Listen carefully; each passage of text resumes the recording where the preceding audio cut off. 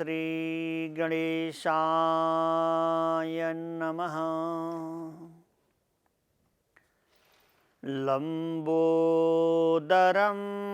परमसुंदर एकदन्तं रक्तांबरं त्रिनयनं परमं पवित्रम् उद्दादिवाकरकरो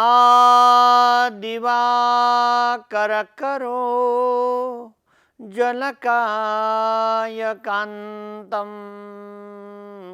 विघ्नेश्वरं सकलविघ्नहरं नमामि। त्वां विघ्नदलनेति च सुन्दरेति भक्ति प्रियेति सुखदेति फलाप्रदेति विद्याप्रदेत्यघरे तचैस्तुवन्ति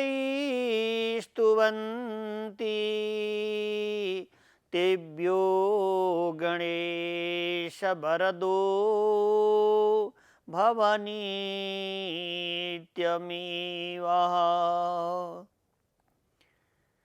गुरु ब्रह्मा गुरुर्विष्णु गुरुदेव महेश्वरम् गुरु साक्षात् परो ब्रह्मा तस्मै श्री गुरवे नमः। वाञ्छाकल्पतरुभ्यश्च कृपासिन्धुभ्यैव च पतितानां पावनेभ्यो वैष्णवेभ्यो नमो नमः।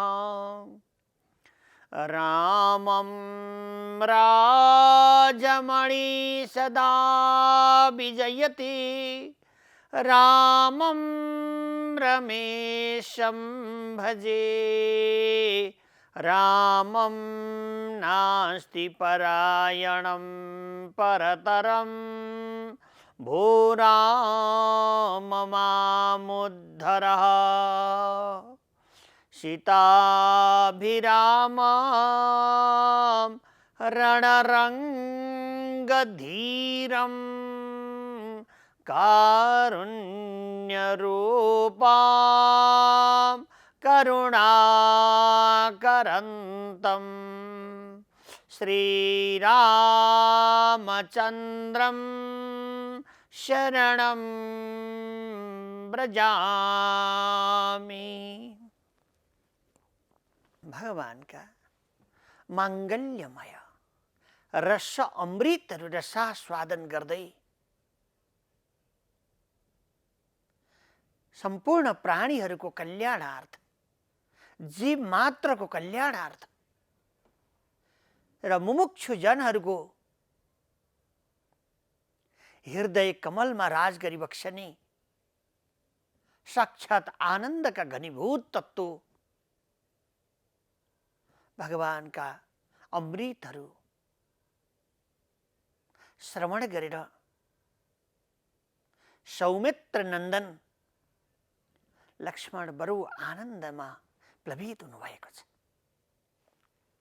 बडो आनन्दपूर्वक भगवानका मांगल्यमय अमृतहरू रसास्वादन गर्दै भगवान सुगम प्रकारद्वारा भगवानको गतिमा जनहरू कसरी प्राप्त हुन सक्छन्, अनेक प्रकारका विकार आदि स्वभावहरूबाट ग्रसित भएका जन्म मृत्युले अनेक प्रकारका कर्महरूद्वारा जन्म मृत्युतिर प्रवेश गरेका बारम्बार दुःखदायी संसारमा जन्म लिइरहनु पर्ने यो दुःखदायी संसारबाट अनायासै जनहरू कसरी मोक्ष हुने गर्दछन्। हे महामते, हजुर करुणामय वरुणामय भक्त वंश कल्पलता वैबक्षिन्छ। सम्पूर्ण प्राणीहरूका दुःखलाई हरण गर्ने, आनन्द प्रदान गर्ने यस्ता परमात्मा हुनुहुन्छ। सम्पूर्ण सकाम कर्महरूबाट रहित भएर निर्विकल्प निरञ्जन आनन्द स्वरूप परमात्माको खोजी गरिरहनु भएका महामुनिन्द्र जनहरूका सम्पदा हजुरले बक्सिन्छ। सम्पूर्ण प्राणीहरूका अगोचर रूप निरञ्जन निराकार अव्यय स्वरूप हजुरलाई म बारम्बार वन्दन गर्दछु। हे अखिलेश्वर आनन्द धाम प्रभु, म चरण कमलको पराग शीशमा लगाएर सर्वदा प्रकारद्वारा एकाकार वृत्तिद्वारा यो जन्म मृत्यु रूप संसारबाट मोक्ष हुन चाहन्छु र हजारौं मुमुक्षु महामुनिजनहरू हजुरको चरण परागको कामना गरिरहनु भएको छ। बारम्बार प्रकारद्वारा प्रभुका यशहरू गान गरेर जन्म मृत्युको महाभवाटवीबाट मोक्ष हुनका लागि उत्सुकतापूर्वक सारा बाहिरी प्रपञ्चहरूलाई परित्यज्य गरेर अध्यात्म रूप परमात्मा हजुरको चिन्तन गर्दछन्। यसैले अध्यात्म नित्य विनिवृत्ति कामा द्वन्द्वर विमुक्ता सुख दुःख संगैर गच्छन्ति मूढा पदमाव्ययम् ततः। द्वन्द्वबाट रहित भएर सूर्यको जस्तै चमकदार आनन्द आफै भित्र त्यो आनन्दको दिव्यमय पुञ्जलाई साक्षात्कार गरेर हजुरको ध्यान गर्दछन्। हे कमल नयन, हे आनन्द कंद सुख सिन्धु परमात्मा प्रभु राम, मलाई प्रभुका मंगल्यमय अमृतहरू श्रवण गराइबक्सिस्, जुन कारणले हजुरका श्री वाक्यहरूद्वारा दुःखमय संसारबाट सुखरूप परमात्मामा सहजै प्राणीहरू प्रवेश गर्न सकुन्, प्राणीहरू प्राप्त हुन सकुन्, दुःखदायी संसारको कुनै पनि प्रकारको विकार आदिले स्पर्श नगरोस्। सौमित्र नन्दन भगवान रघुकुल तिलक प्रभु रामका प्रिय अनुज का यी वाक्यहरू सुनेर उत्सुकतापूर्वक परमात्मामा चित्तवृत्ति लागेको अनुभूति गरेर निरञ्जन निराकार अव्यय आत्मरूप ब्रह्म नारायण परमात्मा विभुले आज्ञा भयो। सम्पूर्ण प्रकारद्वारा अज्ञानका कारणले जनहरू दुःखमा प्रवेश गर्दछ। अज्ञानका कारणले द्वन्द्व निम्तिएर आउँछ। यो हो कि यो हो कि यो हो कि यो हो कि यो हो कि सुखको बिन्दु खोजेर दुःखको सिन्धुमा जीवहरू हिँडिरहेका हुन्छन्। आनन्दको सिन्धुमा हिँड्नुपर्ने हो। दुःखदायी संसारलाई बुझेर ब्रह्ममय विषयमा प्रवेश गर्नुपर्ने हो। तर जनहरू दुःखदायी संसारमा प्रवेश गर्दछन्, सुखमय परमात्माको स्वरूपलाई भुलिदिन्छन्। किनभने कर्मका कारणले अहंकार पैदा हुन्छ। कर्मका कारणले सबैभन्दा ठुलो मै हुँ भन्ने भावना पैदा हुन्छ। अहंकार विमूढ आत्मा मिथ्याचार सोच्यते। अहंकारका कारणले मिथ्या तर्क वितर्क बनेर आउँछ। अहंकारका कारणले भएको सौन्दर्यमय वस्तु समाप्त हुँदै जान्छ। अहंकारका कारणले आफैले आफैलाई जान्न सक्दैन जनले। जब आफैले आफैलाई जान्दैन संसारको विनिवृत्ति काममा व्यापारीको तरह कार्यहरू गरिरहेका छन् जनहरू। सकाम कर्महरूबाट हे सौमित्र नन्दन कोही पनि प्राणीहरूको कल्याण हुन सक्दैन। सकाम कर्म केवल उदरम भरणे नवः पेट पाल्नका लागि उद्योग गरिएको हुन्छ। पेट पाल्नका लागि बारम्बार प्रयोजन गरिन्छ। तर ब्रह्म चिन्तन कहाँबाट भयो? परमात्माको चिन्तन नभएसम्म, एकाकार ब्रह्म विषयिक विभुको अर्चन नभएसम्म विषैलो विषबाट संसार रूपी समुद्रबाट जीव पार हुन सक्दैनन्। त्यसो हुनाले बारम्बार प्रकारद्वारा एकांकी रूपद्वारा त्यो भगवान परमात्माको चिन्तन गर्नुपर्दछ। कर्मका कारणले सकाम र निष्काम कर्महरू छन्। यी कर्महरू जति बेरसम्म परमात्माको गतिमा चित्तवृत्ति लाग्दैन, निश्चय बुद्धि बन्दैन। विनिवृत्ति कामहा संसारको काम्य वासनामा बारम्बार वृत्तिहरू घुमिरहँदछन्। कर्मेन्द्रिय ज्ञानेन्द्रिय आदि मन बुद्धि चित्त अहंकार जीव यसैभित्र सारा संसारमा डुबिरहेको छ। र यसैमा खुसी गर्नका लागि खुसीपूर्वकले आनन्दत्व देखेर जस्तो प्रकारद्वारा मौरी आफैले मोह जम्मा गर्छ त्यसैमा डुबेर मर्छ।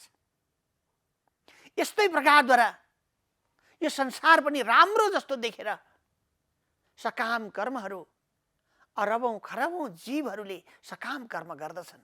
त्यही सकाम कारणले सकाम कर्मले गर्दा जन्म मृत्युको महाभवाटवीमा जीवहरू भट्किरहेका हुन्छन्। सकाम कर्मले गर्दा पुण्यात्मक परमात्माको गतिमा जाने बाटो बिर्सिदिन्छन्।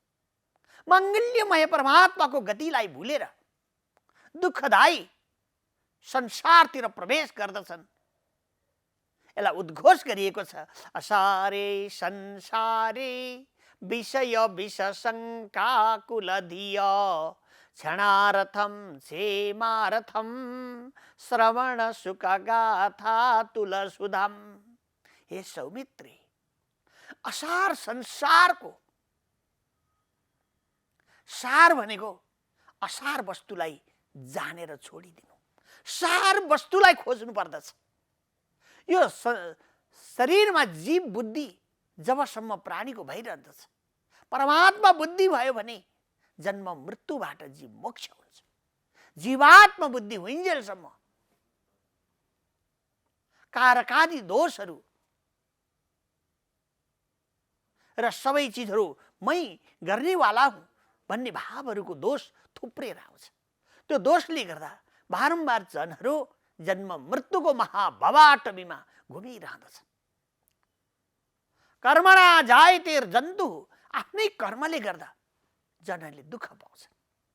आफ्नै कर्मले गर्दा परमात्माको गतिमा जीवहरू प्राप्त हुन्छन्। शरीर छुटेपछि पनि कर्मको गति अनुसार दुःखदायी जन्म मृत्युको महाभवाटवीमा अनेक प्रकारका दुःख जीवले भोग गर्दछ आफ्नै कर्मले गर्दा। त्यसो हुनाले एकाकार प्रकारद्वारा सारा सकाम वस्तुहरूलाई, राज्यको लोभ, कुनै पनि दिव्यमय वस्तुहरूको, सांसारिक वस्तुहरूको सकाम कर्महरूद्वारा प्राप्त गर्नका लागि जति प्रयोजन गरिन्छन्, हे सौमित्री नन्दन, यिनीहरूमा कल्याणको विषय छैन। यसैले साधक बड़ी सावधानी से साधिए। साधकले सर्वदा बडो होशियारी भएर ब्रह्म तत्व, ब्रह्म जिज्ञासा, गुरुको परम सान्निध्यमा गएर प्राप्त गर्नुपर्दछ। गुरुले अज्ञान तिमिरान्धस्य ज्ञान अञ्जन शलाकयः चक्षुरान्मीलितं येन तस्मै श्री गुरवे नमः। अज्ञानताको सम्पूर्ण बाटोलाई बन्द गरिदिनुहुन्छ। ज्ञानमय, प्रकाशमय, आनन्दमय, सुखमय, अव्यय स्वरूप परमात्मामा लगेर जोडिदिनुहुन्छ। त्यसो हुनाले गुरु तत्व भनेको भयंकर विशाल वस्तु हो। गुरु तत्व भनेको ज्ञान हो। गुरु तत्व भनेको अवबोधनको विषय हो। गुरु तत्व जिज्ञासा भयो भने गुरु तत्व प्राप्त हुन्छ। योगी महामुनिजनहरू कुनै न कुनै प्रकारका शरीरहरू धारण गरेर भगवान परमात्मा प्राणीहरूको कल्याण गर्नका हेतु दूत बनेर सवारी भइबक्सिन्छ। आनन्दका दूत बनेर परमात्मा सवारी भइबक्सिन्छ। मेरा गुरु वशिष्ठ महाप्रभुले निर्वाण शतकको उत्तरार्ध 168औं सर्गमा आज्ञा भएको छ। र त्यो दूत त्यति बेला जब सम्पूर्ण विनिमयका विकारहरू सकिन्छ, क्रय र बिक्रीका विषयहरू सकिन्छन्, त्यति नै बेला जनहरू कल्याणमय हुन्छन्। तपाईलाई एकाकार प्रकारद्वारा आज ब्रह्म चिन्तन, परमात्माको गति, मोक्ष, ज्ञान र जीवहरूको परम कल्याण कसरी हुन्छ यस्तो जान्ने बडो उत्सुकता भयो। हो, जन्म लाभ पर पुंसान, जन्मको परम लाभ भनेको जति बेला संसार बन्धनबाट छुटकारा पाउनका लागि परमात्माको गतिको, अव्यय स्वरूप विभुको चिन्तन गर्ने यस्तो मनसुबा हुँदछ, त्यही दिन हजारौं सूर्यको जस्तो तेजोमय ज्ञान प्रकाशित भएको हुन्छ। परमात्माको अनुग्रह भएको हुन्छ। जब जिज्ञासै छैन, हे सौमित्री नन्दन, कल्याण कसरी हुन्छ? साक्षात प्रकारद्वारा पावन्यमय, आनन्दमय, सुखमय धरणीलाई टेक्दाखेरि पनि सकाम कर्महरूद्वारा कल्याणमय हुन सक्दैन, भार हट्न सक्दैन। त्यसैले सारा कर्महरू, सकाम कर्महरूलाई छोडेर निष्काम कर्मतिर प्रवेश गर्नुपर्दछ। निष्काम कर्महरूमा उत्तम श्लोक परमात्माको गुणगान गर्नुपर्छ। किनभने आनन्दम बुद्धिवर्धनम प्रतिपदम पूर्णास्मृतम स्वादनम श्रेयस्कैरव चन्द्रिका वितरणम विद्या वधु जीवनम। पदहरूको अनुसन्धान गर्नुपर्दछ, शब्दहरूमाथि अनुसन्धान गर्नुपर्दछ र शब्दको सचमुच अर्थ बुझ्नुपर्छ। मुमुक्षु महापुरुषहरू गृहस्थमै रहनुहुन्छ, वानप्रस्थमै रहनुहुन्छ, ब्रह्मचर्यमै रहनुहुन्छ, सन्यासी हुनुहुन्छ, तर कार्यको भार बोकेर यो विश्व नै म बनाउने वाला हुँ भनेर घमण्डत्व गर्नुहुन्न। यो घमण्ड नै के हो भन्दा प्राणीहरूको अन्धकारमा लिएर जाने विषय हो। त्यसैले आनन्द स्वरूप त्यति बेरै आनन्दत्व प्राप्त हुन्छ। आनन्द भनेको अध्यात्म विद्या विद्यानम, आध्यात्म रूप आफै भित्र लुकेको आनन्द, आफै भित्र रहेको ब्रह्म सायुज्य विभु परमात्मालाई जब साक्षात्कार हामी गर्न सक्दछौँ, मङ्गल्यमय परमात्माको दर्शन हुन्छ। यही दिव्यमय आनन्दमा योगीजनहरू, मुमुक्षु महामुनिजनहरू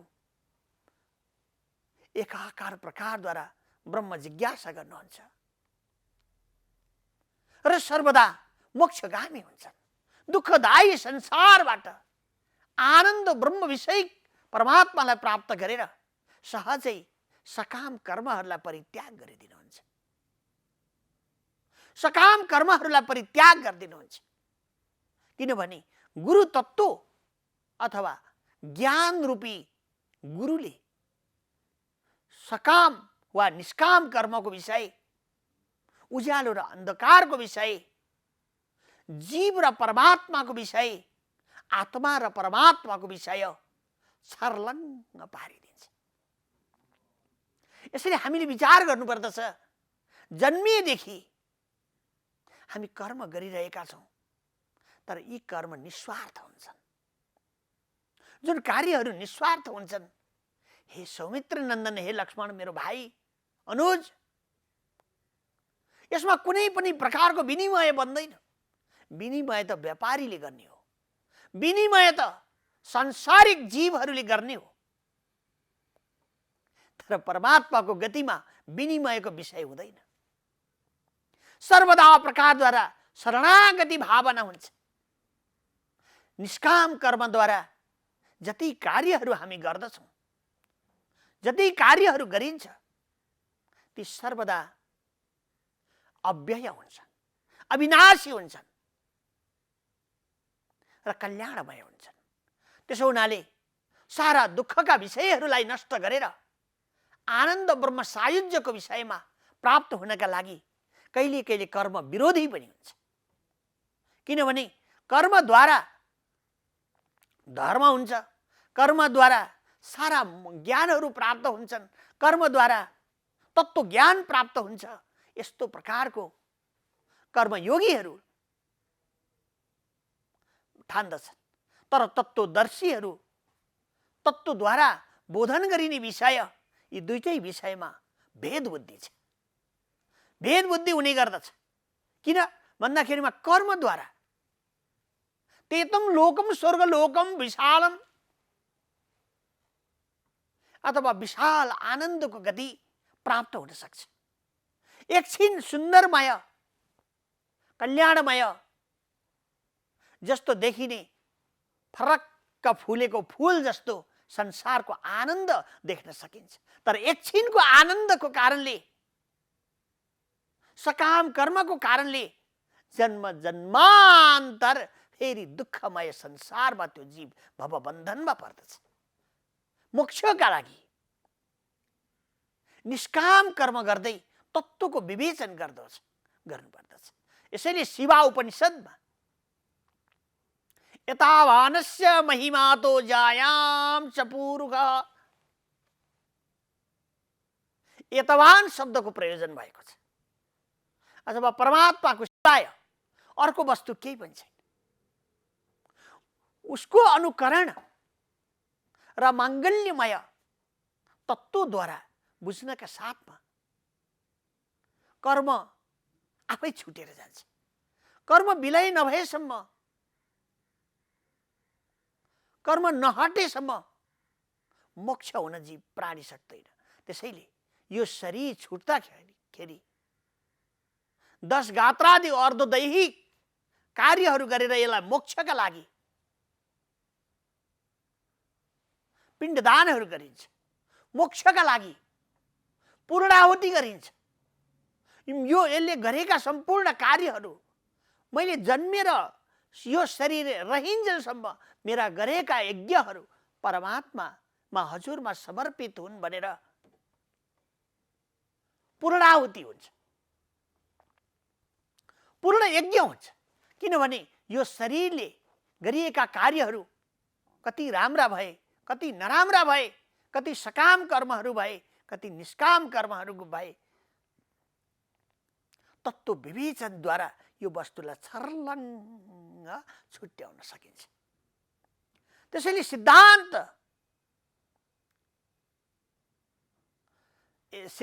सिद्ध्यम शास्त्रहरूले निरूपण गर्नुभएको छ। परमात्माको गतिमा जीव प्राप्त नभएसम्म कर्म छोड्नु पनि हुँदैन, किनभने कर्मको गतिले धर्मको स्वभावमा प्रवेश गर्नका लागि, परमात्माको गतिमा जानका लागि यो आधारशिला हुँदछ। तर परमात्मैको गतिमा यही वस्तुले लिएर जाँदैन। जस्तो प्रकारद्वारा 5 मन्जिलको घरमा चढ्नु छ, सारा सिँढीहरूलाई चढेपछि छोड्दै जानुपर्छ। सिँढीहरूलाई छोड्दै गए गन्तव्यको स्थानमा 5औं तलाको मन्जिलमा पुग्न सकिन्छ। कुहिरो लागेर शुभमय वस्तुहरूलाई देखिरहेको हुन्छ, त्यो कुहिरो एकैछिनमा हटेर जान सक्छ, तर आत्मा रूप ब्रह्म, परमात्मा रूप त्यो सुखमय आकाश रूप ब्रह्म सर्वदा सर्वस्वतन्त्र, सर्वदा आनन्दमय, सर्वदा माङ्गल्यमय हुन्छ र सर्वदा यो कसैले पनि रोकेर रोकिन्न। यसैले सर्वस्वतन्त्र परमात्मा हुनुहुन्छ, सर्वस्वतन्त्र अव्यय आत्मारूप ब्रह्म विभु हुनुहुन्छ। त्यो स्वतन्त्र रूप परमात्मालाई नजानेसम्म कल्याण छैन। त्यसैले मुमुक्षु महापुरुषहरू सर्वदा स्वतन्त्र भएर परमात्माको भजन गर्दछन्। जय श्रीया राम, जय जय सिया राम, जानकी वल्लभ सीताराम। जय सिया राम, जय जय सिया राम, जानकी वल्लभ सीताराम। सीताराम भगवान की जय।